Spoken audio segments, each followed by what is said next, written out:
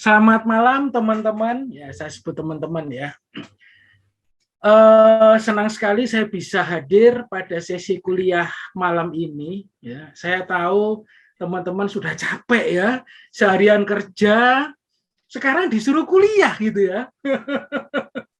Nah, supaya nanti kuliahnya cair gitu ya, lancar. Nah, kita perbanyak aktivitas yang sifatnya interaktif gitu ya.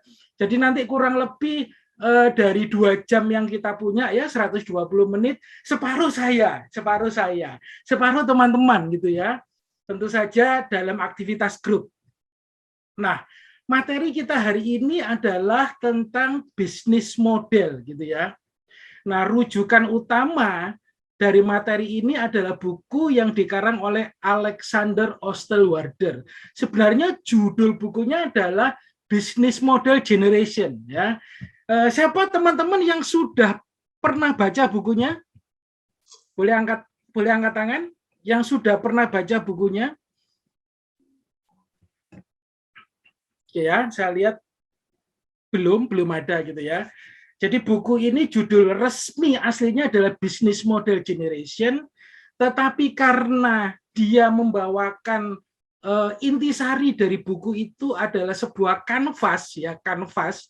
Bayangkan kertas putih ya, kanvas pelukis gitu ya.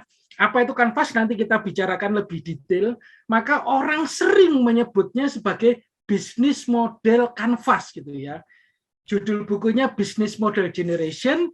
Orang-orang silih berganti menyebutnya Business Model Canvas dan Business Model Generation. Oke. Kita mulai saja. Nah, teman-teman, apa sasaran pembelajaran kita nanti setelah selesai perkuliahan ini? Teman-teman satu diharapkan bisa memahami secara konseptual apa sih bisnis model canvas atau bisnis model generation, berikut dengan 9 elemen atau 9 blok ya. Buku itu menyebutnya sebagai building blocks. Kita sebut sebagai 9 elemen ya, 9 area yang membentuk sebuah bisnis model. Nah, setelah teman-teman memahami konseptual bisnis modelnya, maka yang kedua sasaran pembelajarannya adalah teman-teman bisa mengaplikasikan ya pemahaman tentang bisnis model kanvas itu terhadap sebuah ide bisnis digital ya. Kita ulangi ya, ide bisnis digital. Nanti teman-teman akan memikirkan satu buah ide bisnis digital apa yang kira-kira teman-teman mau jalankan gitu ya, sebagai sebuah ide yang akan dijalankan tentu saja pada saat nanti diskusi kelompok. Nah, yang ketiga, teman-teman mampu untuk mempresentasikan ide bisnis digital itu di depan audiens kita, di depan semua yang hadir di dalam Zoom ini. Itulah sasaran pembelajaran kita. Nah, kita mulai saja. Coba ini yang lagi rame di media sosial gitu ya. Yang lagi rame di media sosial, katanya mau dibangkrutkan gitu ya. Katanya mau dibangkrutkan oleh negara. Santer kabarnya terdengar itu. Tapi terakhir Pak Menteri BUMN bilang, oh kita tidak mau membangkrutkan itu loh, yang biasa dipakai moda transportasi itu. Apa teman-teman ingat? Apa? Apa kira-kira? Ada yang mau bantu jawab? Ya, Garuda Indonesia ya teman-teman, kalau melihat atau mendengar banyak pembicaraan di media sosial, katanya setelah mengalami kerugian yang banyak berikut dengan utang yang banyak juga, katanya Garuda mau dibangkrutkan. Oke, kita nggak akan fokus kepada isu tentang kebangkrutan, tetapi kita akan fokus kepada hal secara konseptual bisnis gitu ya, tentang Garuda Indonesia. Oke, coba apa sih yang ada di benak teman-teman ketika orang bertanya atau ketika teman-teman diminta untuk membayangkan tentang Garuda Indonesia. Apa sih yang melekat di benak teman-teman? Ayo, ada yang mau bantu jawab? Pak Sur, apa Pak?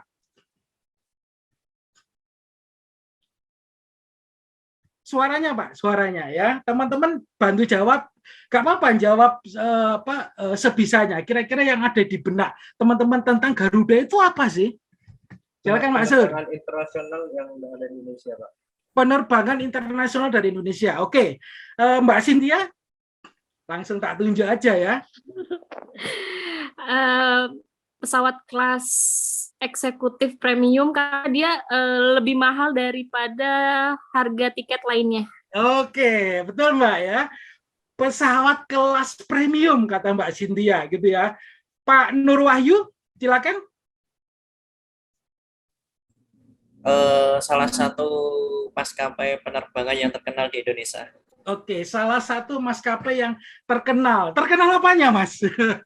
Terkenal mahalnya. Terkenal mahal. Oke, nggak apa-apa ya. Mas Eli, ayo Mas Eli, silakan. Apa, Mas?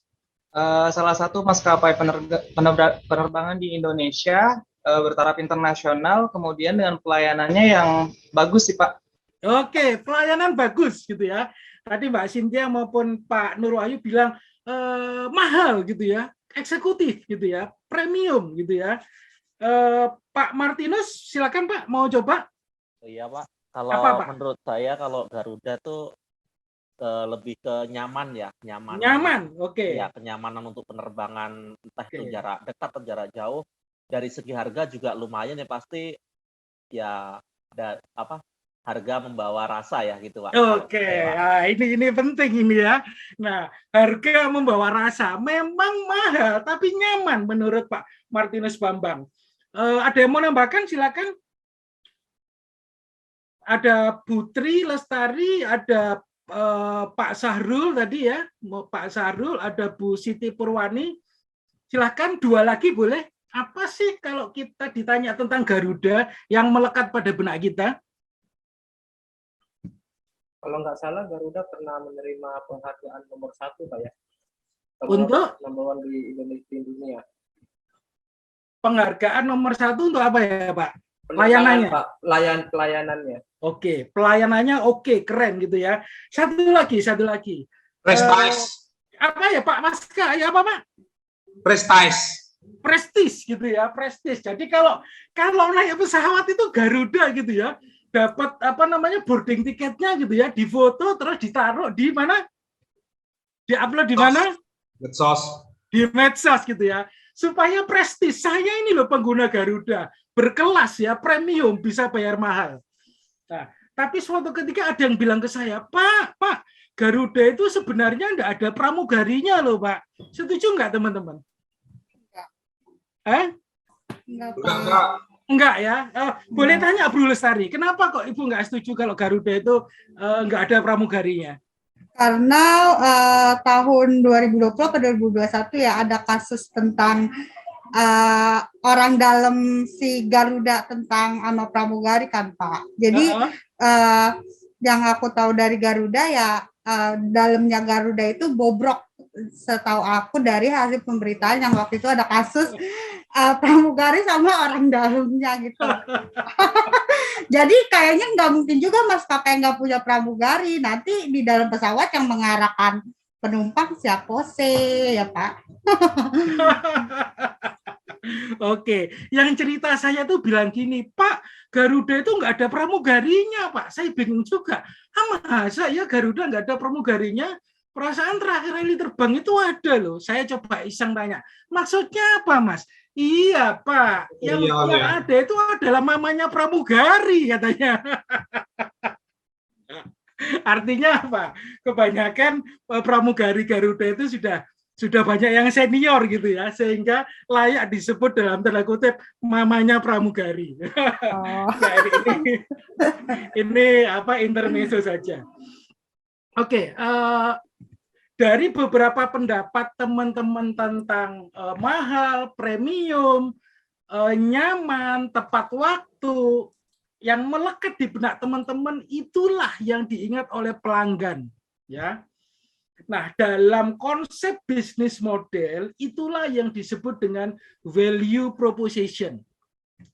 Baru satu elemen, tetapi merupakan elemen kunci. Value proposition atau atau ada yang bilang adalah unique selling proposition gitu ya.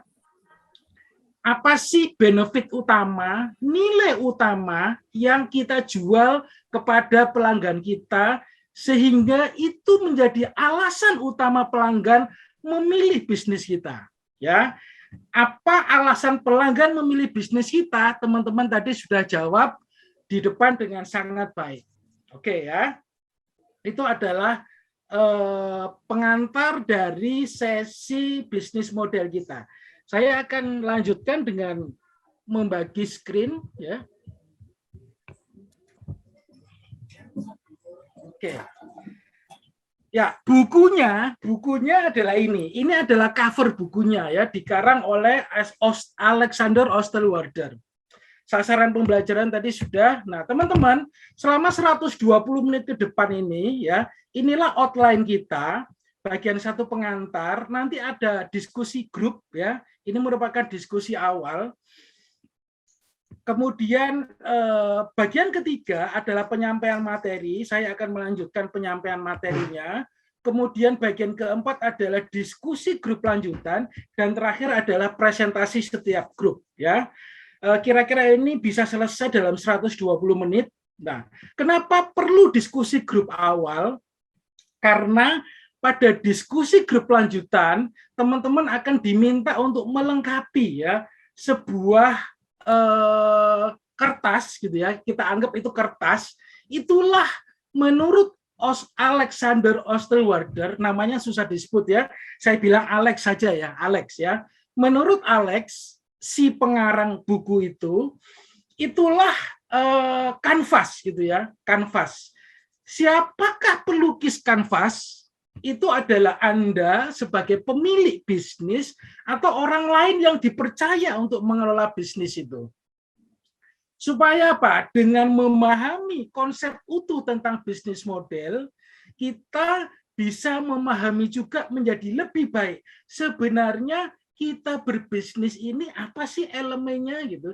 Apa keterkaitan di antara elemen-elemen itu? Ya, tadi salah satu teman menyebutkan bahwa ya Pak, kalau ada harga ada rupa gitu ya. Kalau pengen nyaman ya mesti mahal. Sehingga Alex bilang bahwa satu lembar kanvas ini cukup untuk menguji ya. Satu, sebelum menguji adalah memetakan bisnis kita itu terdiri dari elemen apa saja. Kemudian kanvas ini cukup untuk menguji logika antara elemen satu dengan elemen yang lain. Kalau pengennya murah, Pak, nggak mungkin kelasnya premium. Kira-kira begitulah ya, analogi atau relasi-relasi di antara elemen-elemen yang ada di dalam business model generation. Nah, ini tadi ini sudah teman-teman sebutkan dengan baik. Garuda tidak pramugari. Nah, kira-kira nih, kalau orang mau terbang dengan Garuda, pertama kali beli tiket ya. Kalau dulu kan harus datang, sekarang cukup online. Kemudian check-in, menunggu di Garuda Executive Lounge gitu ya, sambil minum kopi, sambil makan cemilan gratis gitu ya. Kemudian ketika jamnya sudah tiba, naik ke pesawat disambut oleh kalau ini benar pramugari ya, bukan mamanya pramugari.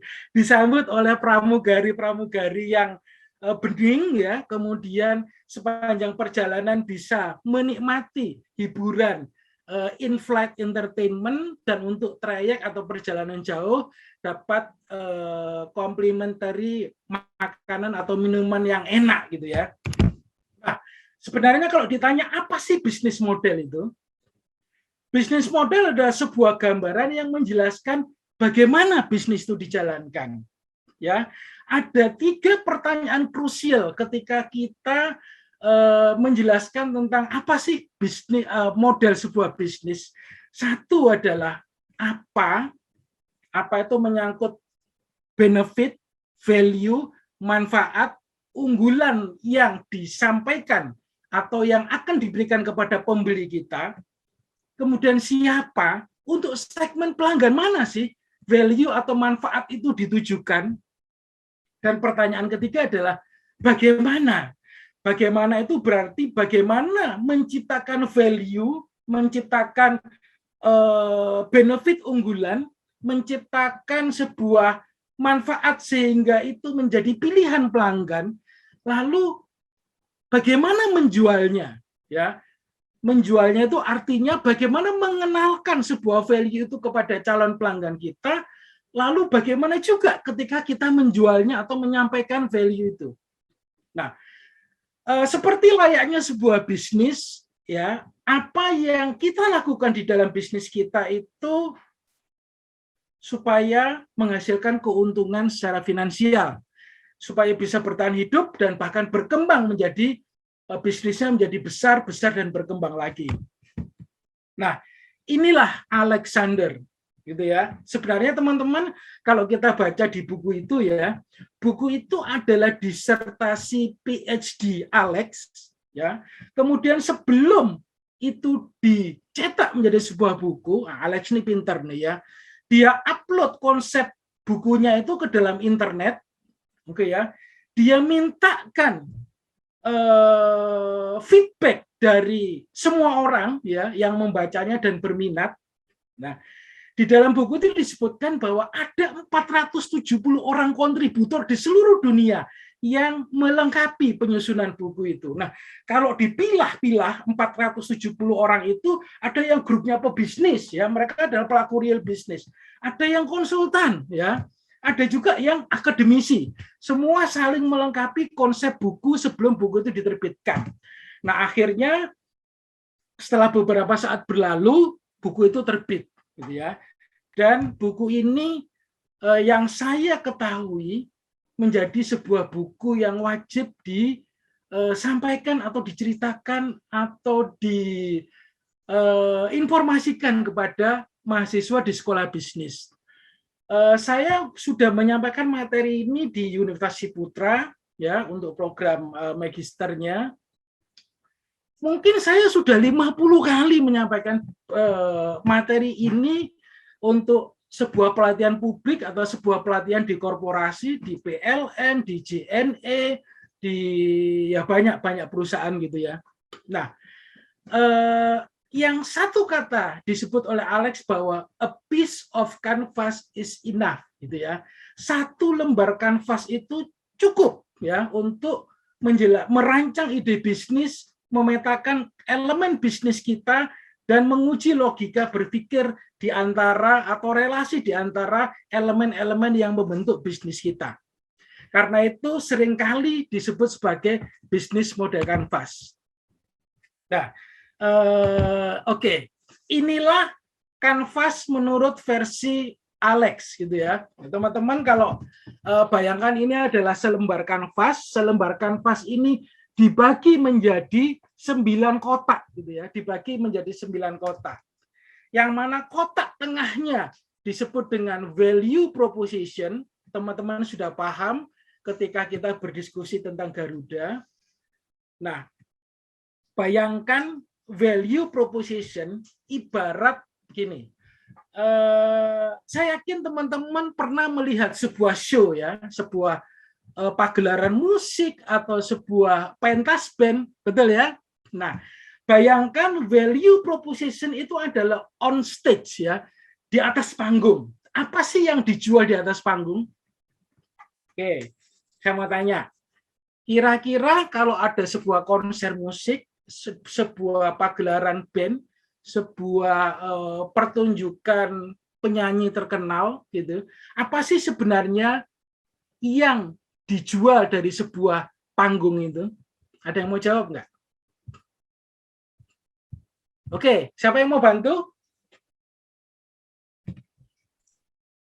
Ya, kita sebut misalkan konser penyanyi. Ayo Pak, Ibu sebutkan satu penyanyi yang terkenal. Menurut Ibu siapa? Penampilan yang memukau, Pak Fatoni. Penampilan yang memukau, gitu ya, on stage, gitu ya. Penampilan memukau itu bisa dari penyanyinya, betul ya. Ini penyanyinya artis Jakarta ini Ariel ini ya. Suaranya hilang, Pak. Suaranya hilang? Enggak, suaranya masih bagus kok. Oke, jelas. berarti Ini ada sinyalnya. ya signalnya di sana. Perpaduan kata sama alunan musik, Pak. Oke, Nada. perpaduan kata dan alunan musik. Yes, oke. Nada. Ya, bisa suara penyanyi idola itu yang dijual, atau bisa kombinasi dari alunan alat-alat musik. Itu berarti kalau kita lihat konser ya, konser musik. Penyanyinya boleh tidak terkenal, tapi alat musiknya banyak dengan orkestra yang jago misalkan ya, ADMS atau siapa gitu. Nah, bayangkan value proposition itu adalah on stage, apa yang dijual dari sebuah panggung gitu. Tata ruang. Tata ruang, boleh ya. Tata lampu, oke gitu ya. Dekorasi lah, Pak ya. Dekorasi oke gitu ya. Artinya di atas panggung itulah yang mendorong orang memutuskan, aku mau datang loh ke konser itu, melihat Ariel atau mendengarkan alunan simfoni dari orkestra. Inilah value proposition. Oke ya, sampai sini teman-teman sudah memahami ya. Nah, masih pagelaran musik lagi ya. Bayangkan kalau on stage itu adalah value proposition. Ketika seorang penyanyi di atas panggung sedang menyanyi atau sebuah konser sedang berlangsung, siapa yang ada di depan panggung itu? Audience. Audience, penonton. Oke ya. Sehingga dari 9 kotak ya, 9 kotak yang dijelaskan oleh Alex, kita bisa membagi 9 itu menjadi memerasnya menjadi 3 elemen dulu sebelum ke 9. Satu adalah on stage-nya, apa yang dijual di atas panggung. Kemudian yang kedua adalah orang, audiens yang di depan panggung. Siapa itu? Customer kita. Ya, customer kita. Lalu yang berikutnya adalah di belakang panggung. Siapa di belakang panggung? Staff. Kru. Staff. Siapa lagi? Kru, Pak. IO, Pak. IO, gitu ya. Siapa lagi? Produser. Siapa? Produser. Produser. Oke ya. Siapa lagi? Perusahaan penyewaan lampu. Siapa lagi? Perusahaan penyewaan tenda. Atau IO. Oke. Nah, dari sini teman-teman sudah bisa memahami ya. Ada panggung, apa yang dijual di atas panggung itu yang menarik keputusan seseorang untuk hadir di atas panggung. Ada pelanggan di depan panggung, itulah customer kita. Dan ada urusan dapur, ya, urusan belakang yang teman-teman sebutkan tadi. Nah, baru kemudian dari 3 kita bicara menjadi 9, gitu ya. Nah, kalau kita berbicara tentang panggung, ya, lalu berbicara tentang di depan panggung, berarti kita sedang membicarakan customer kita. Ya, kotak yang pertama yang berhubungan dengan urusan depan atau urusan pelanggan, ya, itu adalah customer segment. Ya, semua orang belum tentu menjadi pelanggan kita atau customer yang kita bidik. Oke ya. Kita mesti membidik ya, siapa sih sebenarnya segmen pelanggan kita. Ya. Setelah tahu siapa segmen pelanggan kita, ya, setelah sebelumnya tahu benefit dari ide bisnis kita, dan kita tahu bisnis atau manfaat produk atau manfaat layanan itu untuk pelanggan yang segmen mana. Kemudian kotak berikutnya yang masih berhubungan dengan urusan pelanggan adalah customer relationship. Ya, bagaimana kita bisa membangun komunikasi, bagaimana kita bisa membangun relasi dengan pelanggan kita terkait dengan menginformasikan benefit yang tadi atau value proposition, bagaimana kita bisa menggait orang yang belum menjadi pelanggan supaya mau menjadi pelanggan kita. Setelah itu bagaimana kita memaintain mereka supaya tidak pindah ke lain hati? Itu adalah kotak yang berikutnya, yaitu yang judulnya customer relationship. Nah, setelah itu, setelah kita tahu cara mengkomunikasikannya, menjaga relasi dengan pelanggan, kemudian kotak berikutnya adalah channel, saluran apa yang kita gunakan untuk menjual. Apakah kita menggunakan saluran milik kita sendiri? Ya, berarti kita punya tim penjualan, kita punya toko. Toko itu artinya bisa toko online dan toko offline ya. Atau kita titipkan, ya, dalam tanda kutip, kita titipkan barang atau layanan kita ini kepada orang lain, ya. Apakah melalui platform pasar digital, ya, ada Topet di sana, ada Lazada dan teman-temannya gitu. Atau kita titipkan kepada channel of distribution yang fisik gitu ya. Misalkan produk kita adalah alat olahraga, kita titipkan ke misalkan sport station ya, katakanlah seperti itu. Ya. Setelah tahu kita produk kita apa, value proposition dari produk atau layanan kita apa, kita tahu customer segment kita tahu cara membangun relasi dengan pelanggan, dan kita tahu kita mendelivery barang kita, menyampaikan barang layanan kita dengan cara apa, semuanya itu apa harapannya? Menghasilkan sebuah penjualan. Dan penjualan itu artinya apa? Kita memperoleh aliran apa? Aliran apa? Aliran uang gitu ya. Ya. Kalau kita berbicara tentang urusan depan, urusan pelanggan, maka at the end kita mengharapkan ada aliran pendapatan buat company kita atau buat kita gitu ya. Nanti kita bicarakan itu. Nah, selesai dengan urusan depan. Lalu kita pindah ke urusan belakang, ya. Kotak yang termasuk dalam urusan belakang ya, urusan dapur kita itu adalah satu key resources ya, key resources.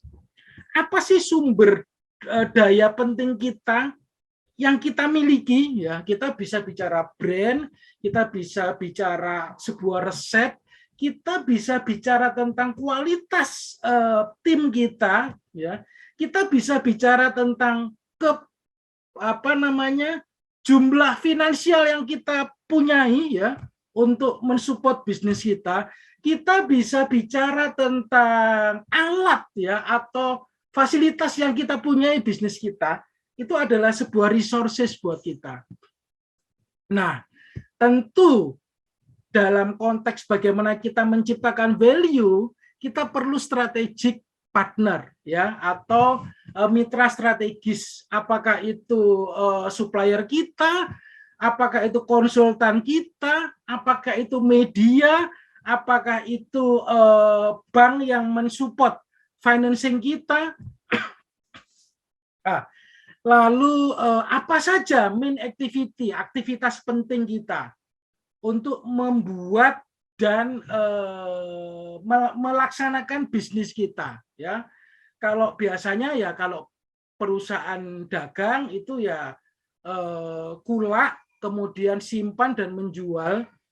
Kulak itu apa ya bahasa Indonesia yang baik ya? Saya takut yang nggak ngerti bahasa Jawa bingung. Kulak itu apa? Kulak itu apa? Ada yang bisa bantu nggak? Bahasa Indonesia tepat yang cocok dengan istilah kulak apa? Ada yang bisa bantu? Apa Pak? Apa Bu? Penadah. Oh bukan. Belanja. Saya sebutkan ya, bahasa Indonesianya begini. Membeli untuk dijual kembali dengan mengharapkan keuntungan dari penjualan itu. Panjang ya bahasa Indonesianya ya. Kalau orang Jawa singkat bacanya kulaan gitu ya. Ya itulah kira-kira gitu ya. Nah, kalau perusahaan manufaktur ya lebih kompleks lagi ya, membeli bahan baku, menyimpan, memproduksi menjadi bahan jadi, kemudian menyimpan lagi barang jadinya, kemudian menjualnya ya, baik melalui channel sendiri atau channel titipan ya kepada orang lain. Oke. Apa yang kita lakukan untuk urusan dapur ya, apa yang kita lakukan untuk urusan dapur adalah adanya sebuah operation cost gitu ya, operation cost. Oke ya. Jadi kita garis bawahi bahwa aktivitas pada kotak utama yaitu value proposition itu adalah menjelaskan benefit atau nilai unggulan dari produk atau layanan kita. Yang ketika itu dijual kepada pelanggan kita akan menghasilkan sebuah revenue. Sebaliknya ketika kita memproduksi layanan atau barang kita di dapur kita, itu akan menghasilkan operation cost gitu ya, operating cost. Sehingga kita akan tahu nanti ya, balancing dari revenue dan operating cost ini pada akhirnya secara finansial apakah mendatangkan sebuah profit kepada kita atau sebaliknya belum menghasilkan profit kepada kita. Nah, itulah kira-kira gambaran ringkas mengenai business model generation. Nah, sekarang saya akan kirim teman-teman ke grupnya masing-masing. Apa sih Pak yang mau dilakukan di grup? Waktunya cukup singkat, 8 menit ya, 8 menit. Teman-teman putuskan dan diskusikan ya. Kira-kira ide bisnis digital apa yang mau dijalankan oleh grup Anda? Lantas teman-teman bertanya, "Loh Pak, ide bisnis digital itu apa?" Nah, bisa jadi barangnya itu bukan digital. Ya, misalkan, Pak saya jualan bunga, Pak. Bunga apa namanya? Bunga asli, bunga hidup maksudnya. Itu kan bukan barang digital. Iya, memang bukan barang digital. Sama kalau kita jualan sepatu atau jualan kaos gitu ya, pakaian, itu bukan barang digital. Tapi caranya kita menyampaikan informasi, membangun relasi, kemudian mengirimkannya lewat channel digital gitu ya, melalui platform Tokopedia dan sebagainya. Oke ya. Jadi teman-teman putuskan nanti barangnya boleh bukan barang digital, tetapi mekanismenya ya, prosesnya itu dibantu dengan layanan digital ya, atau barangnya sendiri memang sudah digital gitu ya. Kira-kira apa kalau kita punya bisnis yang memang barangnya itu sudah digital? Ada yang mau bantu? Apa layanan digital gitu? Latihan in-house training. Guru online. Oke, ya, in-house training melalui Zoom ya. Misalkan in-house training kita tidak melakukan tatap muka, boleh ya. Boleh ya. Jadi full online gitu ya, melalui Zoom. Itu produknya sendiri sudah digital. Nanti support sistemnya itu dibantu dengan yang digital juga. Sampai sini ada pertanyaan teman-teman? Oke. Boleh bertanya tentang konsep pengantarnya bisnis model, boleh bertanya tentang aktivitas yang akan dilakukan di breakout room nanti masing-masing. Oke, kalau memang tidak ada, saya Pak Tony, maaf, boleh satu konfirmasi lagi sebelum kita masuk ke breakout room. Jadi yang kita lakukan adalah yang tadi sudah di-share di grup ya, yang tentang bisnis model canvas itu untuk penentuan kayak mitra strategis. Oh, belum Pak, belum. Karena waktunya masih 8 menit ya, karena waktunya 8 menit, cuma menyepakati ide bisnis apa dulu. I see. Nanti di breakout room lanjutan ada lagi, kira-kira kita punya 30 menit baru melengkapi elemen-elemen itu. Ini baru ide judulnya. kan kadang suka, oh saya mau ini, ya sudah, supaya supaya kompak di antara anggota tim, kita masukkan dulu supaya disepakati ide bisnisnya dulu. Gitu ya Pak? Oke. Ya, terima kasih Pak. Ya, silakan dikirim Pak 8 menit ke ruangannya masing-masing. Oke, selamat berdiskusi.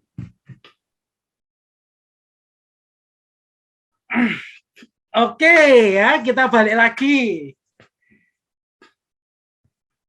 Udah ya, lengkap ya. Sekarang kita mau tanya nih ya. Grup 1, ide bisnisnya apa? Siapa grup 1? Waktunya kurang ya Putri ya. Ya nanti dilanjut ya. Setelah ini ada diskusi lanjutan yang waktunya lebih panjang gitu ya. Kira-kira 4 kali lebih lama gitu ya. Grup 1, silakan grup 1. Ide bisnis yang dipilih apa bersama teman-teman tadi? Oke, saya perwakilan dari tim 1 ya Pak. Oke. Kalau tim 1 sebenarnya kita ada 3 pilihan sih Pak. Apa? Jadi ada 3. Oh, Kita ada 3 buat pilihan 3. ya. Aduh, bingung nanti itu. Dari 3 itu apa yang disepakati Bu? Yang kita Bu Amalia? sepakati pertama itu penjualan online sih Pak, karena kan ini sudah ada teman kita sudah melakukan gitu Pak, sudah ada pengalamannya. Jadi ketika pas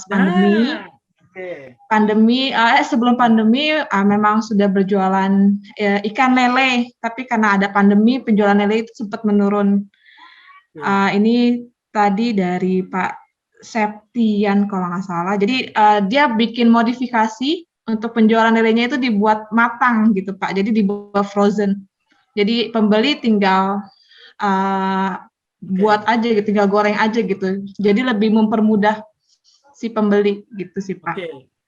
Disepakati saja. Saya mohon maaf ya, tanya langsung ke grup 1 ya, teman-teman grup 1. Mau pilih yang mana dari 3 itu?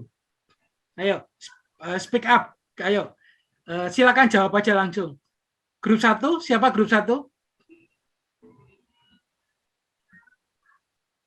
Halo. Grup 1 dari 3 itu mau pilih yang mana kira-kira? Kalau Bu Amalia pilih mana Bu? Saya tanya aja langsung. Kalau saya ujian online. Ujian? Assessment online. Oh, assessment online. Assessment online. Oke. Oke, sorry ya. Sementara saya tinggal dulu grup 1, silakan chat-chatan ya dengan Zoom ini ya, kan ada chat grup 1 siapa tadi. Sepakati nanti di akhir saya tanya lagi. Oke, grup 2, tadi sudah sepakat ide bisnisnya apa? Yang grup 2 boleh buka mic semua ya Pak ya? Boleh buka apa? Buka mic semua. Boleh. Jadi biar bisa saling isi. Oke. Teman-teman, saya coba wakilin boleh ya? Ya, silakan. Jadi tadi kami sepakat untuk online aquascape service. Apa itu Pak? Aquascape Kak, aquascape. Jadi seperti akuarium tapi di dalamnya banyak tanaman, dibikin seperti hutan, dibikin seperti air terjun. Oke. Wah, menarik. Ya. Oke ya. Itu ide dari Pak Asep. Oke. Mas Asep. Jadi di situ hubungannya sewaktu ada orang yang minat dengan aquascape, karena aquascape tidak mudah, ada lanjutan bisnis baru. Apa itu? Ada learning, Pak. Oh, learning. Learning. Jadi yang dipilih yang mana, Pak? Yang jadi dipilih yang mana? Aquascape. Aquascape. Iya, jadi sewaktu orang perlu aquascape, itu lanjutannya ya Pak ya, itu lanjutannya Pak. Turunan, jadi dari judulnya itu aquascape, sewaktu orang minat beli aquascape, kita bisa juga menjual learningnya, belajarnya. Oke, kita bagaimana mendapatkan ya. Aquascape ya, oke ya. Aquascape judulnya. Ya. Oke, good ya. Oke, grup 3, ide bisnis yang disepakati apa? Ya Pak, kita ada dua konsep. Kalau misalnya ide bisnis dalam bentuk produk jadi itu kita menggunakan sistem dropshipper Pak. Ya. Jadi kita barangnya apa? barangnya ada berkaitan dengan clothing line, dengan baju. Oh, baju ya, oke ya. Kemudian untuk yang benar-benar digitalisasi itu adalah kita ingin buka bisnis untuk digital content. Oke. Nah, terus yang dipilih yang mana? Belum sempet sih Pak. Mungkin dropshipper. Ya sudah, chatting sekarang ya, chatting grup 3 ya, anggotanya mau dipilih yang mana. Nanti saya tanya. Grup 4, silakan. Sudah sepakat yang mana grup bisnisnya? Pakaian, Pak. Apa? Pakaian. Lebih ke clothing store. Oke, clothing ya. Menjual atau membikin atau apa? Memproduksi sendiri dan menjual. Oke, good. Memproduksi sendiri dan menjual fashion. Mantap. Ya.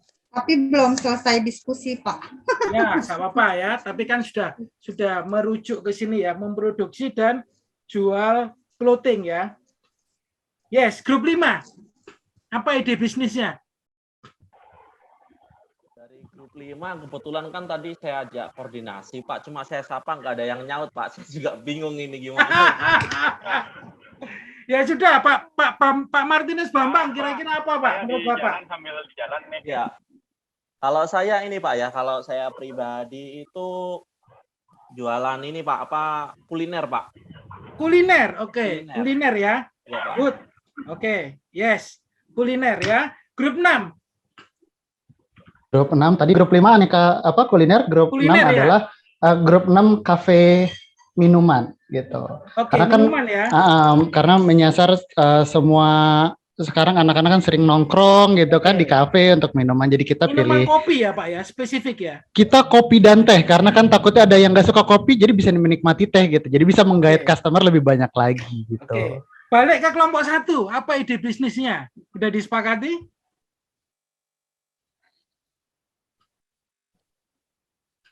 Bu Amalia sudah ketemu jawabannya? Grup 1? Grup 1 ini Pak, yang tadi penjualan lele frozen itu. Oke ya, lele ya, lele frozen. Grup 3 sudah sepakat apa? Grup 3? Grup 3 tadi siapa ya? Untuk pakaian. Pakaian ya? Ya, memproduksi? Tapi kita dropshipper sistemnya. Oke, memproduksi ya? Dropship Pak. Oh, dropship ya, berarti numpang lewat doang ya? Jadi kita supaya nggak usah nyetok gitu kan Pak, takutnya juga kalau nyetok kan malah menumpuk kalau misalnya nggak laku, jadi sistemnya ya dropship. Oke, jadi grup 1 teman-teman fokus untuk bisnis lele frozen. Nanti ketika kita bahas kotak per kotak ya, teman-teman fokus tentang bisnisnya masing-masing gitu ya. Grup 2 aquascape, grup 3 dropship fashion, grup 4 memproduksi dan menjual clothing ya, pakaian, grup 5 kuliner, dan grup 6 minuman kopi dan teh. Oke ya. Semua fokus pada bisnisnya masing-masing. Nah, sekarang kita masuk ke setiap elemen ya, elemen sudah muncul ini saya? Sudah Pak Fatani. Sudah ya, oke. Nah teman-teman, nah inilah ya, inilah kira-kira kalau kanvasnya Alexander itu dipetakan gitu ya. Satu adalah value proposition, itu ibarat produk Anda yang dibungkus dengan pita cantik supaya itu menarik perhatian orang lain untuk membeli, oke ya. Kemudian kalau urusan depan ada kotak yang disebut dengan customer relationship, bagaimana kita bisa membangun sebuah relasi dengan pelanggan kita supaya hatinya ikut dengan kita, oke ya, hatinya ikut dengan kita, berminat dan membeli. Sebelum itu kita mesti tahu nih, bingkisan produk kita itu mau ditujukan kepada customer yang segmen mana, ya, segmen atas kah, segmen tengah, segmen bawah, laki-laki, khusus perempuan, dan beberapa segmentasi yang lain, gitu ya. Kemudian kita mendeliverynya dengan channel apa, ya, sehingga kita dari aktivitas pelanggan itu kita akan memperoleh sebuah revenue stream atau aliran pendapatan. Kalau belakang itu adalah kita punya key resources, kemudian kita melakukan aliansi atau kerjasama dengan partner kita secara strategik, utama apa saja sehingga menghasilkan sebuah cost structure gitu ya, atau struktur biaya.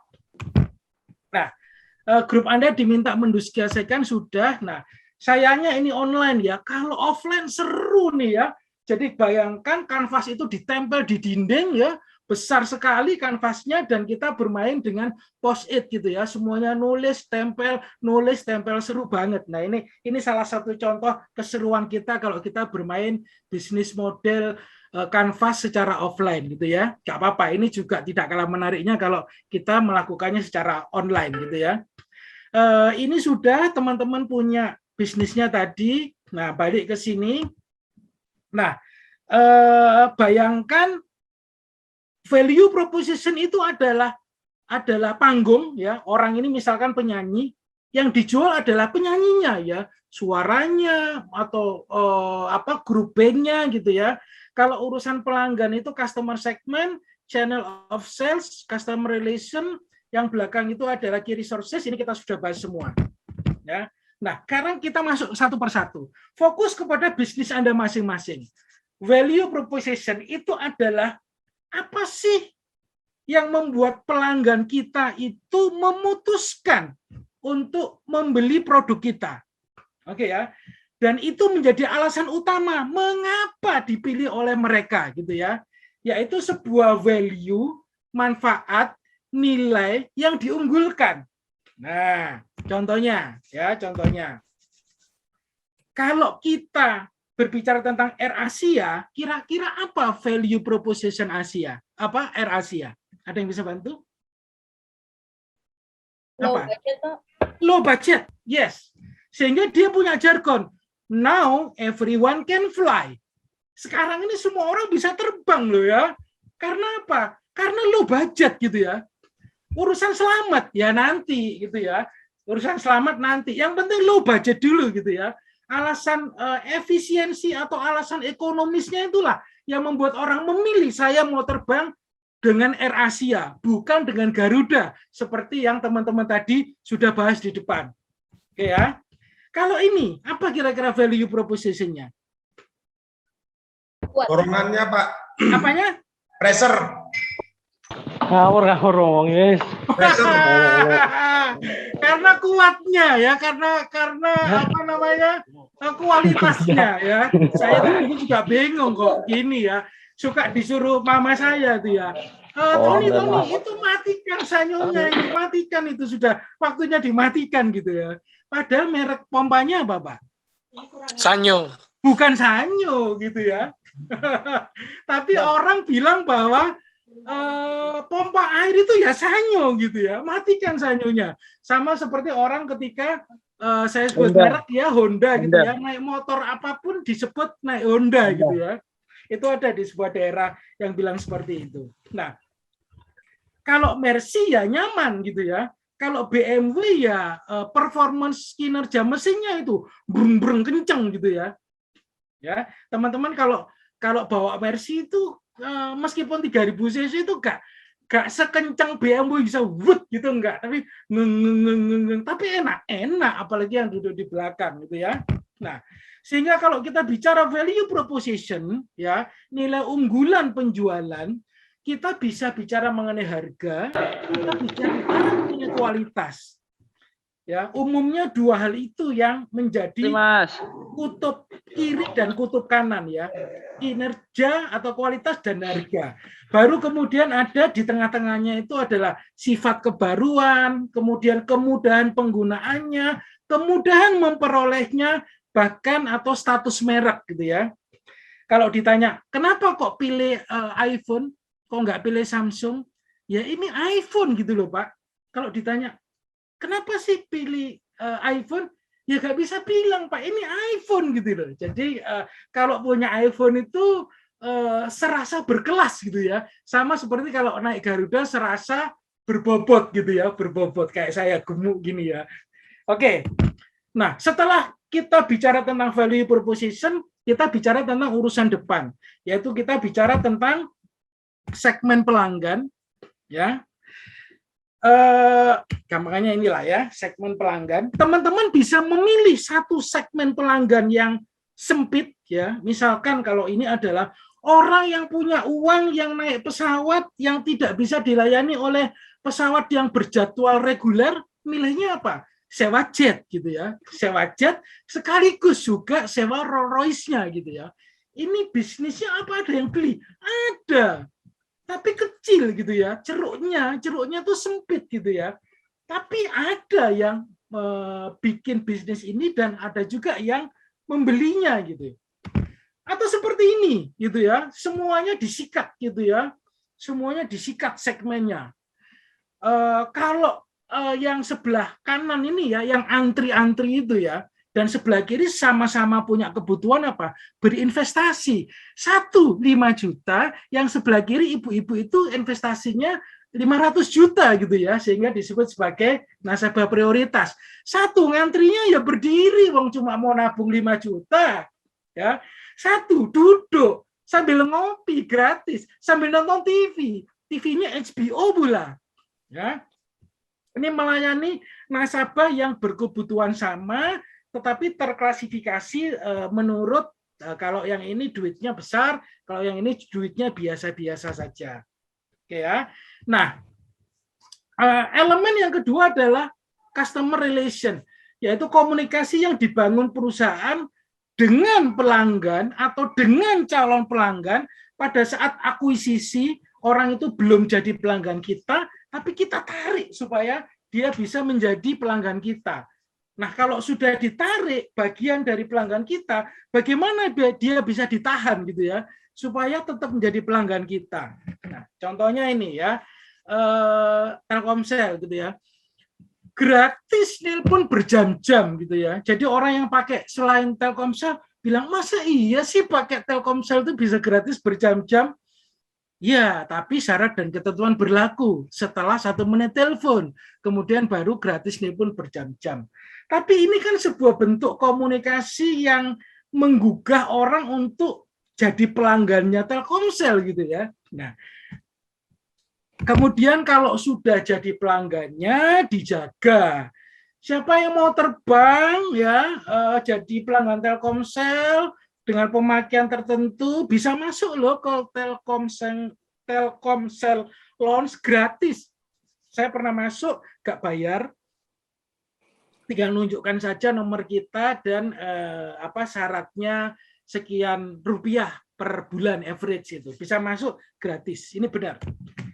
Nah, kemudian adalah bagaimana kita memilih saluran untuk mendistribusikan produk kita. Nah, sekarang inilah ya, kalau tadi bentuk komunikasi itu juga bisa kita lakukan secara sosial media, secara online. Jadi teman-teman nanti buatlah ide bisnis Anda semaksimal mungkin menggunakan sentuhan-sentuhan digital, sentuhan-sentuhan online, baik ketika menyampaikan, membangun relasi dengan pelanggan kita atau memilih channelnya gitu ya. Nah, ibaratnya begini, kita sama-sama produksi pisang gitu ya. Kita misalkan saya yang pakai kaos merah, saya menjajakan sendiri gitu ya. Adik saya buka lapak di pasar. Oke ya. Kakak saya melayani delivery order. Itu berarti kita punya channel sendiri. Kita punya toko sendiri, punya orang sendiri, diatur sendiri gitu ya. Semuanya di-maintain oleh kita sendiri. Tentu mahal, ya mahal, tapi ada keleluasaan ya, ada kurang lebihnya lah ya. Biasanya cuannya lebih banyak, lebih tebal, oke ya. Kalau kita memaintain sendiri, tentu lebih rumit, lebih susah, gitu ya. Sebaliknya kalau kita sama-sama punya usaha pisang, kita titipkan saja di Carrefour, di Giant, atau kalau sekarang di Tokopedia atau di yang lain-lain itu ya. Sama-sama kita pengusaha pisang gitu ya. Tentu saja ada nilai yang dalam tanda kutip dikorbankan, yaitu bagian laba atau cuan ya dari bisnis kita dibagikan kepada retailer kita. Nah, Atau menggunakan kombinasi seperti yang Nike lakukan. Nike apakah punya stand alone toko sendiri yang khusus menjual produk Nike? Punya, ya. Teman-teman, kalau di Surabaya ada di Jalan Diponegoro ini, khusus Nike Factory Store. Di mall dia juga punya, gitu ya. Tapi produknya juga dijual di spot station. Dia menggunakan channel kombinasi, melakukan langsung dan juga tidak langsung, titip kepada pihak lain. Oke, ya. Selesai dengan urusan depan, ya, urusan pelanggan. Kita sekarang diskusi mengenai urusan belakang, gitu ya. Resources, gitu ya. Brand, kita sudah diskusi ini. Kenapa orang mau membeli French fries-nya McDonald gitu? Iya, karena mau beli di Malang, di Jogja, di Surabaya, di Jakarta, rasanya ya itulah khasnya McDonald French fries gitu ya. Oke, sehingga kekuatan brand itu menjadi salah satu resources penting kita.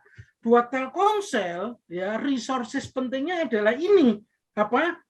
Anten apa BTS gitu ya, BTS, Base Transmission Station gitu ya. Sehingga karena pentingnya dia, kalau ada apa-apa rusak, dia sudah siap dengan mobile BTS gitu ya, langsung dikirimkan. Sehingga dia punya stok yang ready ketika terjadi gangguan. Karena janjinya Telkomsel adalah kualitas pembicaraan atau kualitas koneksi ya. Dan itu menjadi alasan utama kenapa orang pakai Telkomsel. Di samping kuatnya kualitasnya, itu juga sebarannya yang cukup jauh dari Sabang sampai Merauke. Nah, resources berikutnya adalah people kita, orang-orang kita, pegawai kita gitu ya. Bayangkan Anda punya perusahaan seperti ini, betapa pentingnya orang-orang yang seperti itu gitu ya, yang punya apa namanya keberanian untuk menghadapi ketinggian gitu ya. Dan ya kira-kira seperti itulah ya. Nah, berikutnya adalah main activity. Tadi sudah jelaskan apakah dia perusahaan jasa, perusahaan manufaktur atau perusahaan dagang, maka aktivitasnya adalah tergantung jenisnya. Nah, ini yang menarik adalah strategic partner. Strategic partner ini memungkinkan kita membesarkan skala bisnis kita, ya. Nah, saya mau cerita beliau ini adalah Pak Johari. Pak Johari ini pada saat itu adalah direktur ya, CEO-nya JNE dan merupakan salah satu pemegang saham juga. Nah, beliau pernah ikut kelas tentang ini apa bisnis model ini. Beliau cerita dulu sebelum beraliansi dengan UPS, United Parcel Service, JNE hanya melayani domestik. Urusan luar negeri, baik itu pengiriman ataupun penerimaan barang di luar negeri tidak bisa dilayani. Sampai suatu ketika dia punya strategic partner, yaitu UPS, nama company-nya, dan melayani rute internasional atau layanan pengiriman internasional. Nah, menariknya ternyata aliansi strategik itu tidak hanya bisa dilakukan oleh dua company yang punya sama-sama bisnisnya. UPS dan JNE sama Pak bisnisnya. Apa itu? Courier service gitu ya. Karena strategik aliansi inilah memungkinkan dia bertambah besar. Sama-sama core bisnisnya. Ternyata aliansi itu juga bisa dilakukan meskipun dua perusahaan berbeda. Sama seperti yang dilakukan oleh BCA dan Indovision. Oke, ibaratnya begini. Indovision itu punya kapasitas terpasang 100.000 sambungan misalkan.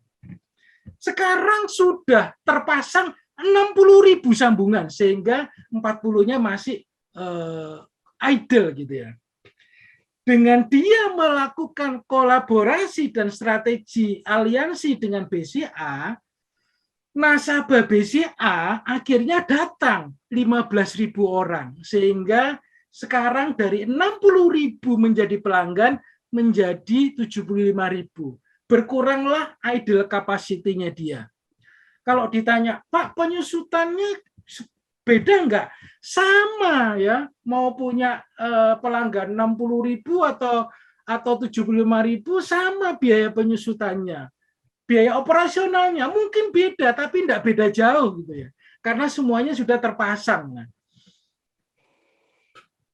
Aliansi itu ternyata bisa dilakukan untuk dua institusi atau perusahaan yang berbeda ya. Motifnya adalah mengoptimalisasi sumber daya. Kalau tadi motifnya adalah peningkatan skala ekonomi. Aliansi berikutnya adalah mengakuisisi sumber daya. Misalkan saya seorang arsitek gitu ya. Pak, saya suka itu gambarnya itu. Pak, kalau Bapak sekaligus menjadi melaksanakan proyek ini secara fisik, Pak, bisa enggak? Bisa. Dengan cara apa? Dengan cara mengakuisisi orang lain yang biasa melakukan pekerjaan teknik sipil, pekerjaan pembangunan gitu ya. Gambarnya boleh dari saya arsiteknya. Ketika ditawari, jawabnya gimana? Bisa dengan cara mengakuisisi sumber daya yang lain, tentu dengan segala macam supervisi supaya pelanggannya tetap puas. Nah, sama ketika salah satu perusahaan di tempat kami mendesain atau membuat sebuah konsep strategis ya, konsep tentang iklan TV gitu ya, atau iklan TV dan juga iklan di media massa. Pernah ketika itu kami menerima penugasan dari Nisin dan langsung ketika konsep kreatifnya disetujui, Pak, mbok ya sekalian bikinkan, Pak. Jawabnya apa? Bisa, carilah kita production house yang bisa membuat iklan seperti yang kita minta gitu ya. Nah, akhirnya inilah muncul ya. Ini salah satu desain yang kami bikin gitu ya. Nah, ada yang pernah lihat ini di tabloid, di media? Pernah ya? Ya mungkin sudah agak lama ya. Kebetulan salah satu company di tempat kami yang bikin. Nah, ini adalah behind the skin-nya gitu ya. Mbak yang ini, lihat ya, bajunya kan sama ya. Bajunya sama ya. Sebelumnya pernah berfoto sama saya sebelum iklan itu diproduksi gitu ya. Sebelum iklan itu diproduksi. Nah, ini iklan cadangannya. Kalau iklan yang tadi tidak laku, maka ini akan keluar. Tapi untungnya iklan itu berhasil, sukses, sehingga iklan cadangannya ini hanya disimpan saja dan hanya ditunjukkan kepada mahasiswa di Asia gitu ya. Nah, ini pada saat itu. Nah, teman-teman, urusan depan kita sudah bahas, urusan tengah sudah bahas, urusan belakang kita sudah bahas. Sekarang revenue stream dia didapat dari kita menjual, kemudian cost structure didapat dari kita memproduksi dan mendelivery produk kita. Nah, sampai sini oke ya, sampai sini oke. Nah, saya yakin teman-teman sekarang sudah punya gambaran tentang bisnisnya masing-masing, apa value unggulannya, Lily Frozen itu apa, Aquaspace itu apa, dropship fashion itu apa, memproduksi dan menjual clothing itu value unggulannya apa, hubungan pelanggannya apa. Saya yakin sampai di sini teman-teman sudah punya pemahaman yang cukup bagus gitu ya. Nah, ini contohnya. Contoh ini sudah ada di PPT atau di file yang dibagikan oleh Bu Rina di grup ya. Ada 2 lembar, satu ini contohnya dan satu kosongan. Yang kosongan buat apa, Pak? Nanti aktivitas di grup teman-teman gunakan itu supaya nanti pada saat presentasi teman-teman bisa jelaskan ya. Presentasinya cuma 5 menit ya. 5 menit kali 6 kelompok kita sudah 30 menit. Nah, contohnya adalah ini. Nah, katakanlah kita punya ide bisnis program pendidikan D1 untuk bisnis assistant gitu ya. Apa sih value unggulannya? Pendidikan ini pendidikan aplikatif yang berwawasan teknologi yang sudah terbukti selama 10 tahun ini lulusannya selalu direkrut sebelum dia lulus gitu ya. Karena apa? Karena alumninya memiliki keahlian teknologi komputer untuk menunjang penerapan keilmuannya. Jadi lulusan sekolah ini adalah dijamin fasih dengan Microsoft Office gitu ya. Itu value unggulannya. Yang lain teman-teman bisa baca sendiri, ada di screen-nya dan ada di filenya. Nanti sebagai referensi saja. Oke ya. Nah, nanti teman-teman kalau ada waktu boleh mengisi elemen pendapatan dan biaya. Kalau tidak tidak ada waktu, jangan dulu. Yang penting atas dulu ya. Yang penting atas dulu supaya kita tahu konsep bisnisnya itu seperti apa.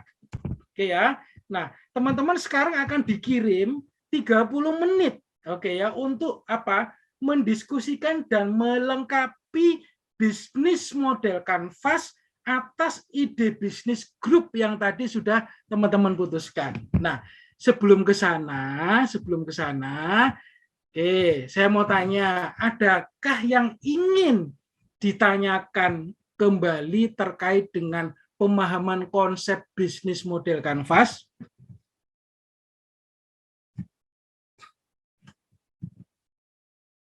Oke, good.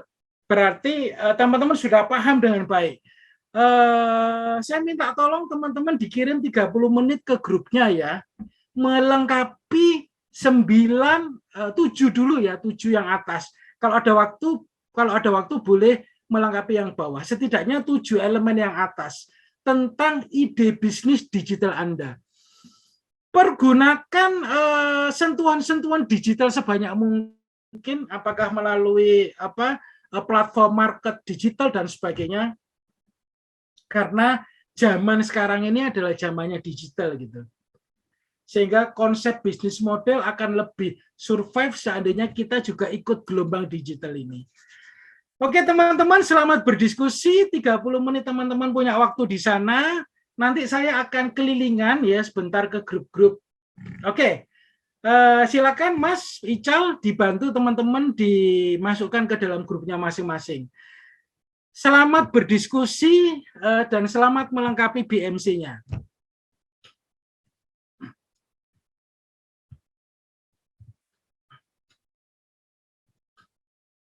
Teman-teman pergunakan file yang tadi ya, yang sudah dibagi oleh Bu Rina dan teman-teman dari tim Asia.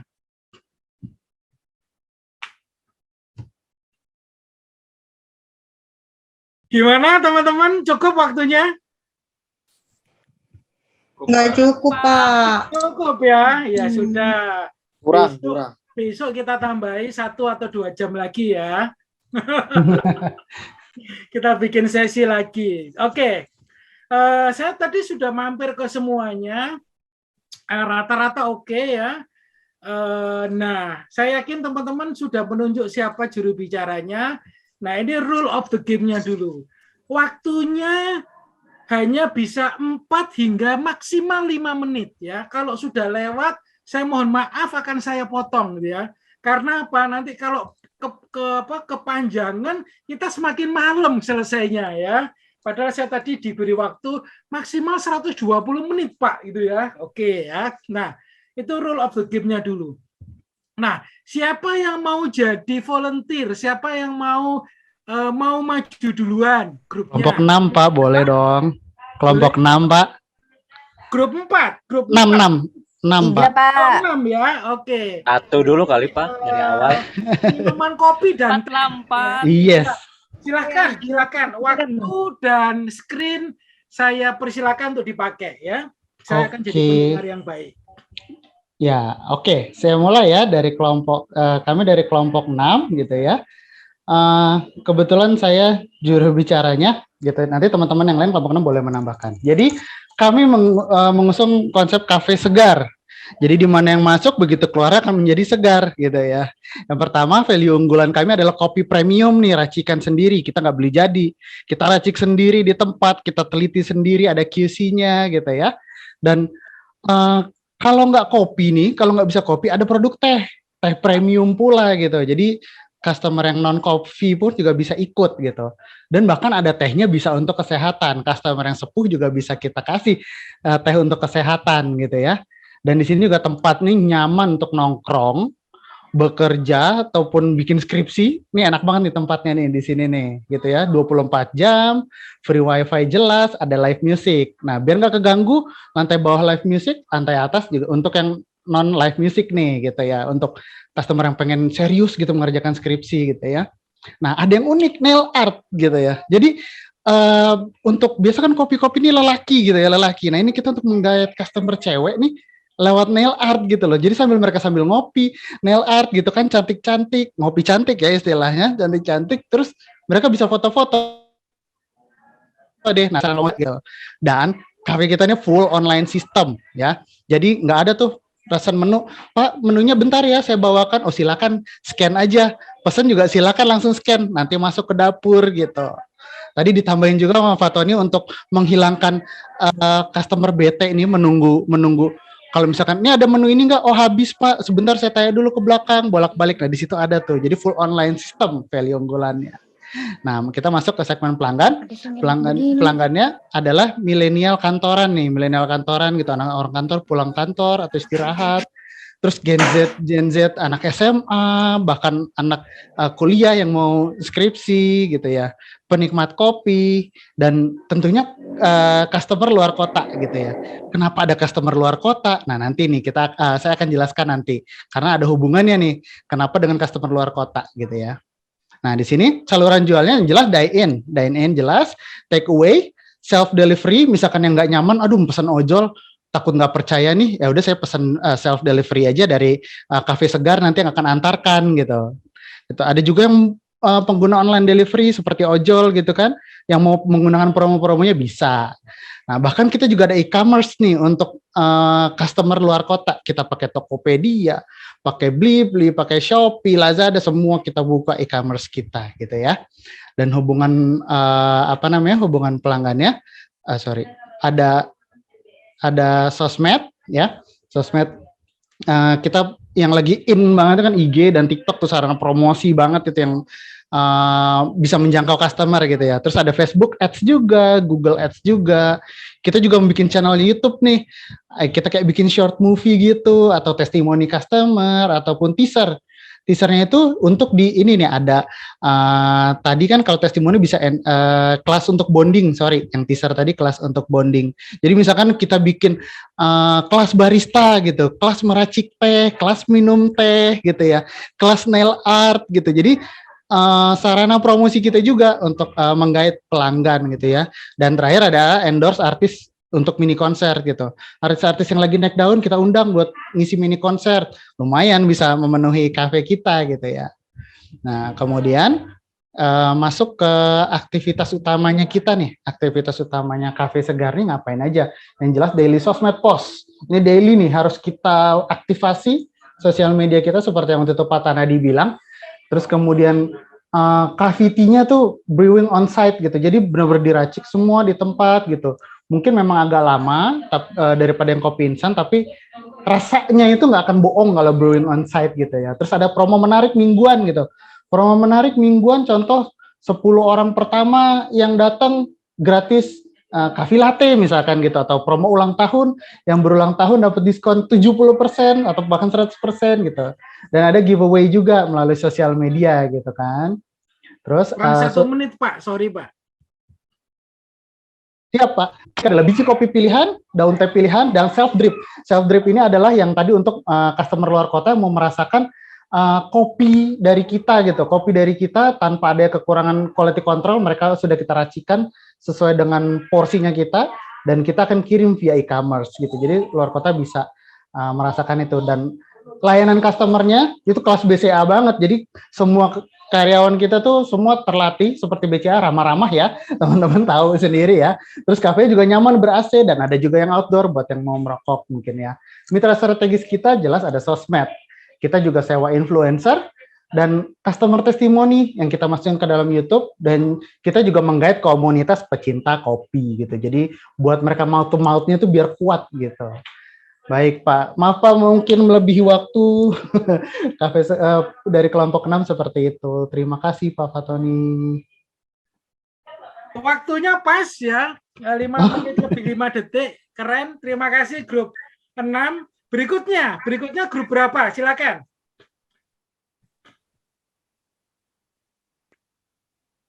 Grup 6 sudah.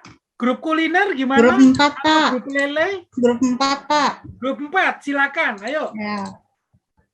Oke, aku share screen dulu ya, Pak. Ya. Terima kasih untuk grup 4 untuk sharingnya.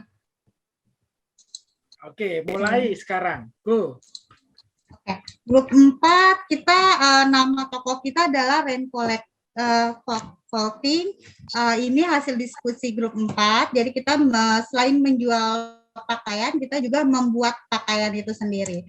Dan produk unggulan kita adalah kualitas produk yang berstandar tinggi, mulai dari bahan pokoknya, alat yang digunakan, hingga proses produksinya. Terus kita juga selalu update model-model terbaru, baik itu untuk bahan yang kita gunakan maupun model-model pakaian yang akan kita buat. Selain itu kita harga yang kita tawarkan juga terjangkau, bisa dibeli oleh semua komunitas. Terus pengiriman kita bisa kirim ke seluruh Indonesia. Terus ini adalah produk lokal yang berstandar internasional. Lalu aktivitas utama kita tentunya produksi, karena kita membuat pakaian itu sendiri. Selain kita memproduksi, kita juga menjual, memasarkan, mempromosikan, dan mencari inovasi baru untuk produk-produk yang akan kita buat dan kita pasarkan. Selain itu, kita juga mengadakan survei pasar. Di pasar apa aja sih ini yang lagi tren saat ini yang kita bisa kembangkan di usaha kita. Jadi kita melakukan survei pasar, kita terjun langsung ke pasar untuk melihat keadaan pasar yang sedang viral, istilahnya gitu ya Pak ya. Terus mitra strategi kita ada media, terus ada cut make trim atau konveksi, karena kita memproduksi baju sendiri, pakaian sendiri. Terus kita juga butuh supplier untuk bahan baku kita. Kita juga perlu ekspedisi untuk pengiriman. Kita juga perlu reseller untuk mendukung penjualan, pemasaran, dan promosi kita. Kita juga butuh desainer, tim desain untuk membuat baju, membuat model pakaian yang akan kita buat. Lalu kita juga butuh SDM, sumber daya manusia, yang akan menjalankan produksi itu sendiri, menjahit, dan sebagainya.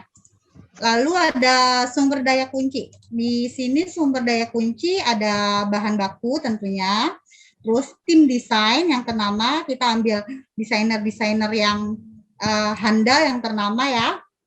Lalu kita juga punya SDM yang bersertifikat dan berpengalaman di bidang konveksi untuk mendukung usaha kita. Jadi kita rekrut SDM yang sudah terverifikasi untuk kita ajak bisnis. Lalu kita juga punya gedung produksi untuk menjalankan usaha kita. Selain gedung produksi, kita juga punya gudang penyimpanan barang. Jadi setelah produk itu jadi, kita taruh di gudang untuk kita siap kirim dan siap juga semua aktivitas penjualan itu ada di gudang penyimpanan. Lalu kita ada segmen pelanggan.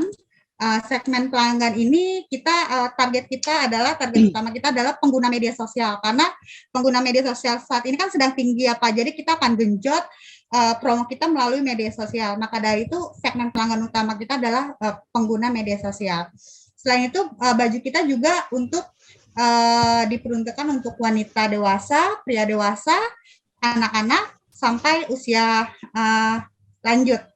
Terus target utama kita juga ada ibu rumah tangga. Kayak ibu rumah tangga kan di rumah aja dia hunting baju, jadi itu juga target kita. Nah, semua usia juga masuk ke produksi kita. Kita memproduksi semua baju untuk semua usia. Lalu ada baju muslim, hijab dan sebagainya. Kita mengikuti mode dan yang misalnya Lebaran kita akan memproduksi banyak baju muslim. Jadi kita sesuaikan kalender tahunan. Lalu kita ada mod umum itu kita baju-baju di luar muslim. Lalu kita ada hubungan pelanggan. Hubungan pelanggan bisa melalui media sosial, karena media sosial kan banyak ya saat ini. Jadi kita harus semua media sosial kita harus punya akun. Facebook, Instagram, Twitter, WhatsApp bisnis, kita harus punya semua media sosial untuk perkembangan usaha kita. Lalu kita juga bikin website belanja online, kita berdiri website sendiri, bikin website sendiri, tapi kita tetap ada di e-commerce, ada di Tokopedia, Shopee, Lazada, Blibli, ZDID, semua kita buka toko e-commerce. Selain itu kita juga ada poster dan flyer, terus kita juga harus punya katalog. Katalog kita bisa dalam bentuk e-katalog ya, jadi kita punya WA, kita punya database, e-katalog itu kita blast melalui WA blast ataupun email blast. Ya, selain ada hubungan pelanggan, kita juga ada saluran jual. Saluran jual ya kita buka toko offline di pasar-pasar. Kita juga buka toko online dan kita rekrut reseller sebanyak-banyaknya. Oke. Lalu, udah selesai Pak ternyata.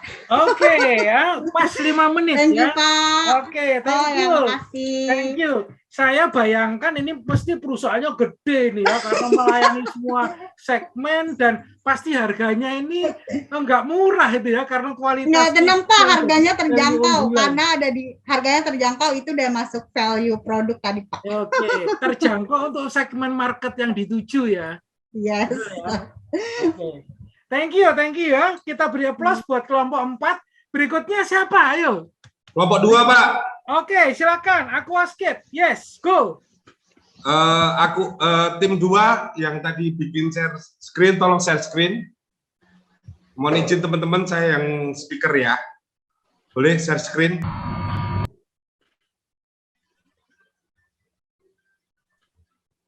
Tim 2 share screen.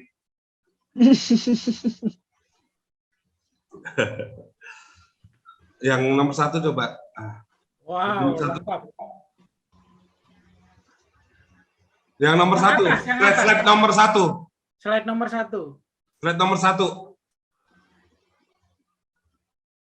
Slide nomor 1 tolong kelompok 2. Slide yang atas, Pak. Ya, yang nomor 1. Nomor 1. Ya, kelompok 2. Kelompok 2. Nomor 1 tolong diklik. Sudah muncul lah. Apa belum? Belum muncul. Share screen aja, Mas. Ya. Oke. Langsung aja Pak ya, nggak usah. Oke, silakan. Oke, kita mulai. Kami dari kelompok 2 menampilkan Aquascape. Bisnisnya Aquascape. Jadi kami bermitra dengan medsos, yaitu Instagram, WA, Facebook, dan yang lain-lainnya. Selain itu, kita juga punya website sendiri yang menampilkan produk dari Aquascape kami. Terus apa aja yang ada yang bisa kami buat, bentuknya seperti apa, kami tampilkan dengan jelas di website. Selain itu, kita juga bermitra dengan jaringan interior design. Karena Aquascape adalah keindahan dalam ruangan, jadi kami memilih bermitra dengan interior design. Karena itu sangat strategis bagi kami. Aktivitas utama kami dari Aquascape adalah pemasarannya. Dalam pemasarannya kami menentukan barangnya seperti apa, terus penjualannya. Kita juga menyediakan tutorial, panduannya, bagaimana cara memasangnya, menanamnya, merawatnya, mengatur pH air, terus elektriknya bagaimana, lampunya, pompanya, filtrasinya bagaimana. Dan setelah itu ada semua, belum tentu customer itu bisa merawatnya, walaupun udah ada tutorial dan panduan dalam buku maupun video. Kita juga menyediakan after sales, adalah kunci dari semuanya, menurut kami. Jadi kami juga menyediakan after sales. Jadi sewaktu ada tanaman atau binatangnya mati, kami juga melakukan after sales-nya, mereview dengan mereka, adalah bentuk dari after sales kami. Sehingga knowledge dari pelanggan kami juga meningkat. Sumber daya kunci adalah kemasannya bagus, bibit unggul dari tanaman, maupun ikan, varian dekoratif, media tanamnya juga ada, keindahan alamnya juga dapat. Value dari Aquascape adalah keindahan atau estetikanya di dalam ruangan dapat dengan permainan lampu. daya tahan yang tinggi karena perawatannya sudah ada di aktivitas utama kami. Bisa mengurangi stres dari pemiliknya. Free custom model, terserah kamu mau mintanya apa, kita buatkan. Hubungan pelanggan kami yaitu dengan sosmed dan website tadi. Dan pengirimannya juga pakai ojol juga bisa ya, online. Saluran jual kami dari mana? Dari kontes atau pameran, Pak. Secara offline maupun online. Kita bisa live streaming di YouTube maupun yang lain-lainnya.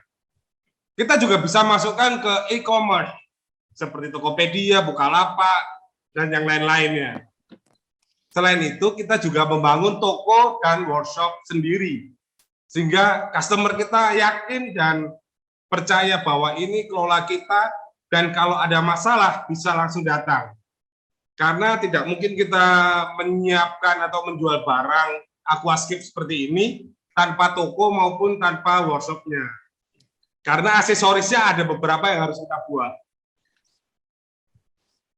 Segmen pelanggannya adalah komunitas pecinta dan penikmat aquascape. Karena kalau cinta aja, cuma sekedarnya langsung hilang, Pak.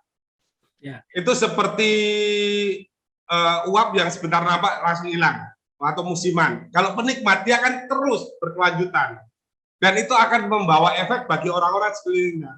Rumahmu cantik ya pakai ini ya, ini beli di mana gitu. Dan setiap produk kami selalu kami emboss di akuariumnya itu atau di produk dengan nama kami. Segmennya ya semua usia yang suka atau mau menikmati keindahan alam dengan tidak memiliki space ruangan yang tinggi atau tidak mau keluar, mereka membuat satu aquascape untuk menikmati di rumah sambil sama keluarga bercengkrama. Oke, kita kasih aplaus buat Bapak dua ya, keren ya. Wah, ini kalau masalah hobi ini biasanya harga itu sudah nomor sekian gitu ya. Yang penting Ya, Pak. seneng, yang penting tadi apa namanya, begitu lihat aquaspace-nya itu langsung pikirannya tuh nyes gitu ya, capek-capek hilang gitu ya. Iya, betul. Oke, keren Pak, keren. Thank you untuk aquascape. Next, berikutnya kelompok berapa silakan? Terima kasih teman-teman kedua. Kelompok 5. 3 Lele, Pak, Pak, 3. lele dulu. 3 Pak, 3. Lele Pak, lele. Dulu, Pak. Saya mau ke Eropa, Pak. Kelompok 1 lele dulu, Pak. Lele atau duduk juga boleh. Pak Pasca yang terakhir kali presentasi. Bapak mau memilih nomor berapa, Pak? Nah, Lele Pak, lele. Lele boleh, Pak, atau duduk juga boleh. Lele ya. Pak Pasca pilih lele. Ya. Silakan grup lele, ayo. Ya, Pak.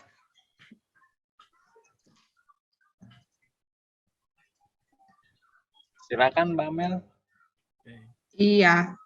Malam teman-teman, saya perwakilan dari grup Lele Frozen. Langsung aja, Bang Yari. Oke, untuk value unggulannya dari lele frozen kita yaitu adalah rasa lebih variatif. Jadi nggak cuma lele bumbu kuning yang biasanya dijual, kita nanti bikin lele kalasan, juga ada lele apa namanya balado seperti itu sih. Jadi nggak cuma lele bumbu kuning aja, lalu proses pengolahan higienis dan quality control yang ketat.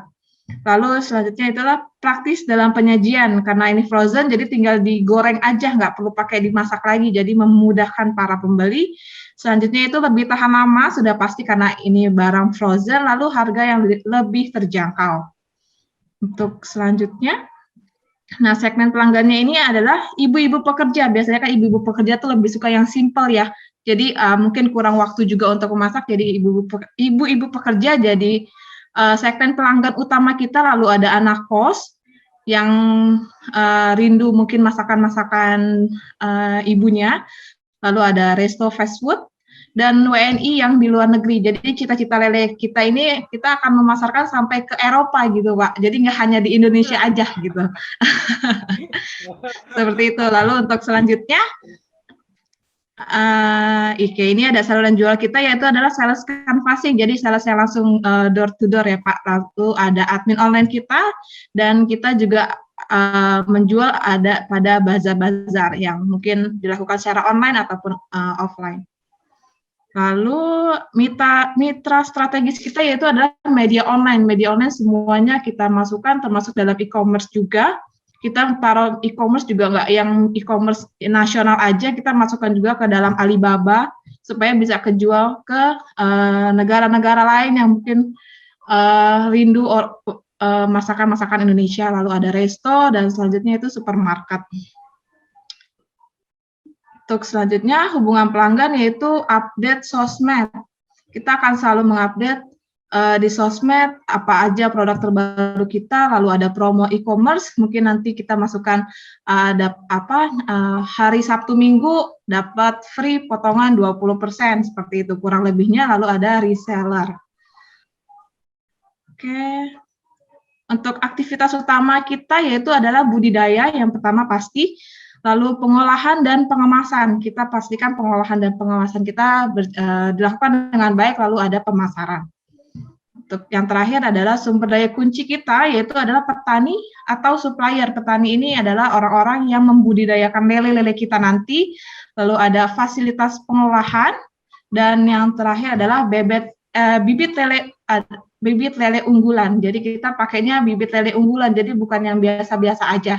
Seperti itu Bapak kurang lebihnya, terima kasih. Oke, keren ya. Itu sudah banyak yang minta dikirim loh itu Mbak, teman-teman itu ya. Ya nanti ya. Jadi ya seneng ya kalau pergi ke mana gitu, Bapak itu tinggal goreng aja sudah bermacam-macam rasa ya. Oke ya. Thank you buat Mbak Amel. Nah sekarang kita kasih kesempatan buat pengusaha lele. Setelah ini kelompok berapa yang mau maju? Ya. Kelompok 3 Pak, kayaknya dari awal pengen maju. Oke. Kelompok 3 silakan. Baik, terima kasih Amelia untuk kesempatannya dan Pak Fatoni. Dari kelompok 3 mengusung tema untuk makanan juga Pak, karena menurut kita makanan itu nggak ada matinya ya. Karena kebutuhan utama manusia adalah makan, begitu ya, yang pertama. Kemudian kita mengusung slogan Order, Sit, and Eat, ya, dengan nama Eat First, nama tokonya. Jadi apapun kegiatan kamu, eat first dulu, gitu.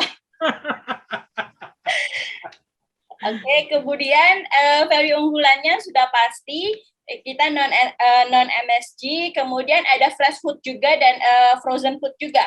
Fresh food after you order kita buat gitu.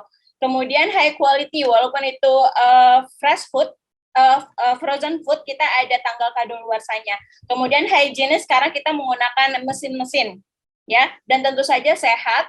Kemudian kita nggak hanya melulu di ingredients, tapi kita juga menggunakan packaging yang lucu yang mungkin sesuai untuk gift set diberikan kepada orang, gitu. Kemudian aktivitas utama kita adalah tentu saja pemasaran yang masif, branding di sosial media, menggunakan WhatsApp Blaster atau WhatsApp Status sebagai bahan promosinya. Tentu saja kita juga melakukan pembuatan produk itu sendiri. Kemudian mitra strategis kita adalah yang pertama pemasok bahan baku makanan, karena kita akan pilih-pilih terlebih dahulu, kita selektif untuk pemasok bahan baku makanan karena dari value unggulan kita adalah sehat, hygiene, dan high quality. Kemudian mitra kita juga ada e-commerce, ya, kemudian jejaring karyawan, kemudian kita membutuhkan vendor untuk alat-alat masak karena kita menggunakan mesin, kemudian UMKM, karena kita tidak hanya melulu secara digital, tapi kita secara konvensional juga kita menggarap itu. Kemudian kita juga butuh vendor kemasan dan content creator untuk go digital. Selanjutnya sumber daya kuncinya, produk ini unik, rasanya berbeda karena berbagai macam rasa. Kemudian bahan baku terjamin.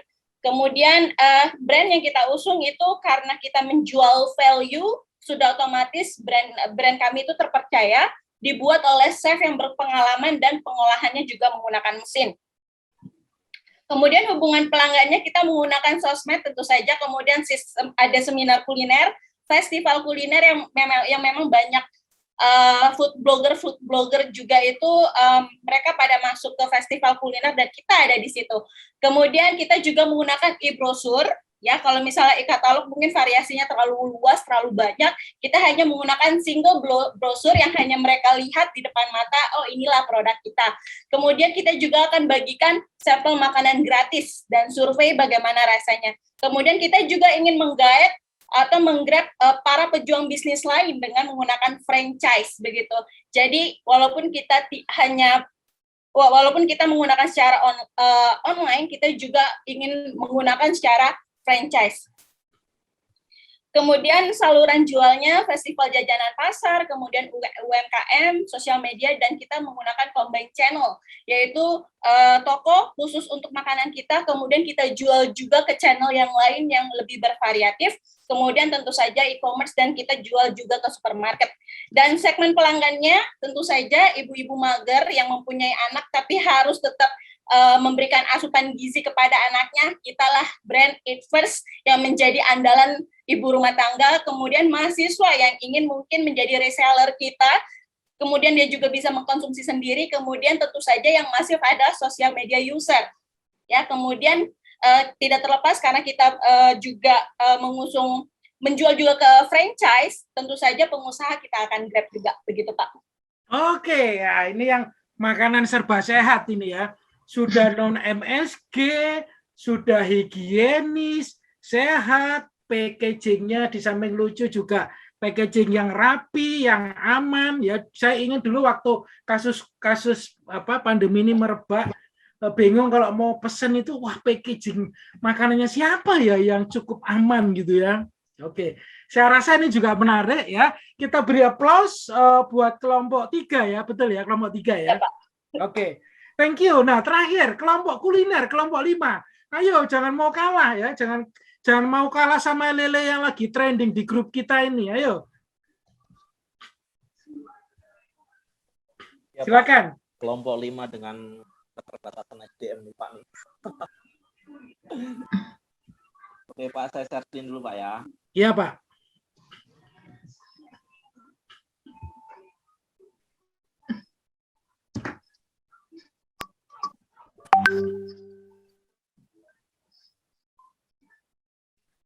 Oke, di-show-kan saja Pak. Ya, oke. Yes, oke. Kita mulai ya Pak. Ini ada namanya sih toko bakery toko 5 Pak ya, sesuai dengan kelompok 5 ya. Suaranya agak kecil ya Pak ya, betul ya? Terdengar nggak Pak? Terdengar Pak? Ya, oke. Ini kita namanya toko kue Pak, toko 5, toko bakery 5 ya. Yeah. Untuk value unggulannya ini kita fresh Pak ya, 1x24 jam ya. Terus halal juga, untuk harganya ini terjangkau, untuk variannya tuh ada rasa coklat, ada keju, tiramisu, dan lain-lain gitu Pak ya. Iya, kok ada Bang Toyib di situ maksudnya apa ya? Toyib tadi ini usulan dari Pak Anton, saya juga kurang begitu paham Pak Toyib itu apa. Oke Pak, untuk segmen pelanggannya ini ada dari ibu-ibu, remaja, anak-anak, dan semua usia Pak ya. Jadi dari anak-anak sampai orang tua lah, karena cake kan ada yang empuk juga sih ya, nggak semua keras ya. Oke, untuk saluran jualnya itu kita visit presentasi Pak. Bisa ada ke outlet, sales online, ada bazar juga. Terus untuk mitra strategisnya itu kita ada instansi pemerintahan, instansi pendidikan, pabrik, fitness, dan pasti halal ya. Terus untuk aktivitas utamanya itu ada pemasaran, penjualan, bisnis online, customer langsung, dan marketplace. Sumber daya kuncinya itu diproduksi di masing-masing outlet dan dikerjakan oleh chef yang profesional. Itu aja sih Pak. Oke, ya. Kita kasih aplaus buat kelompok 5 ya. Ya. Saya mohon maaf waktunya agak molor ya. Saya minta waktu 2 menit saja untuk merangkum apa yang kita bicarakan. Nah, teman-teman, bisnis model kanvas ini ya, dengan teman-teman ingat kalau bisnis model kanvas berarti 1 lembar kanvas dengan 9 kotak gitu ya. Secara real ini cukup banyak dipakai dan ini menjadi salah satu tools yang berguna. Artinya begini, bayangkan ketika kita semua punya ide bisnis, ya, kemudian ide bisnis itu diterjemahkan dengan sangat baik dengan penjelasan-penjelasan seperti yang teman-teman buat tadi. Tetapi yang penting lagi adalah ketika kita melakukan diskusi dengan tim kita, dengan grup kelompok kita, lalu kita menyadari bahwa, oh ternyata ide bisnis kita ini, maaf, di tahap awal saja sudah gagal gitu ya. Karena berbagai macam, misalnya ini nggak sinkron dengan ini nggak sinkron dengan ini.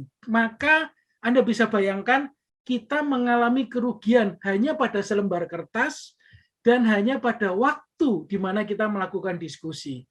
Bayangkan bila ide bisnis itu tanpa difilter, disaring sedemikian rupa dengan tools ini, itu bisa menyebabkan kita langsung mempraktekannya dan kemungkinan besar kita akan menemui kegagalan karena kita kurang bisa memikirkan di awal dengan baik tentang kualitas ide bisnis kita. Oke ya, jadi untuk sebuah ide bisnis, ini adalah tools yang baik ya untuk memetakan dan menilai apa relasi dan sebab akibat kemungkinan ini harga mahal, harga murah, kualitas rendah, kualitas baik, semuanya untuk kejernihan kualitas dari ide bisnis kita. Dan tentu untuk bisnis yang sudah ada, ini akan memperbaiki dengan kita memetakan lebih baik tentang bisnis kita yang sudah existing. Bayangkan ide lele saja itu sudah sedemikian banyak itu yang komentar tadi ya, saya lihat tung ya, semuanya hampir semua tentang lele gitu ya. Nah, oke teman-teman, terima kasih untuk 2 jam bersama saya. Mudah-mudahan materi ini bermanfaat. Saya mohon maaf seandainya ada yang kurang berkenan. Terima kasih, selamat malam. Sampai ketemu ya. Sampai ketemu. Terima kasih. Selamat malam semua teman-teman. Selamat malam semuanya. Selamat malam.